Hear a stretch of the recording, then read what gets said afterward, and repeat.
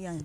Ang ating word of the Norte for this Monday ay Malapit. Ayan lang, malapit na ang Pasko. Malapit ng Pasko.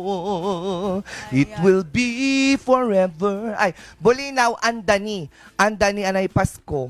Andani. Andani anay Pasko. Sa Ibaloy naman, Asinop. ano yan? Asinop mo anday Christmas. Oh, Ay! ate! Social, like asinop Christmas. mo anday Christmas. Bet ko yan. Next ay ang ating salitang Ilocano, asidug. Asidugon ti Paskwa. Aragay, Owen Garaw. Asidugon. Ngum dagiti da dumati panunot da adayupay. Pero asidugon. Kalingga, ajalyan. Ajalyan akitbo kulikmas. Kulikmas? Actually, Christmas is okay daw sa Kalingga din. Ajalyan. Christmas, kulikmas parang wala nga Kulikmas. silang translation. Sa Kangkanaoy, Dandani. Dandani at the Christmas. ang social talaga pakinggan. Kangkanaoy. Oo, dandani at the Christmas.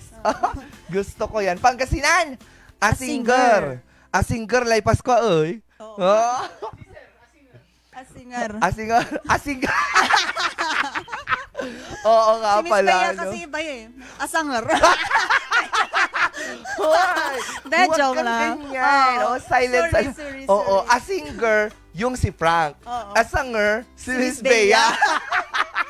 Oo. Kinemberlots lang yon mga ka-MB. Alam nyo naman tayo, malinis tayong tao. Pag Lunes. De, charot. Tama yan. Ako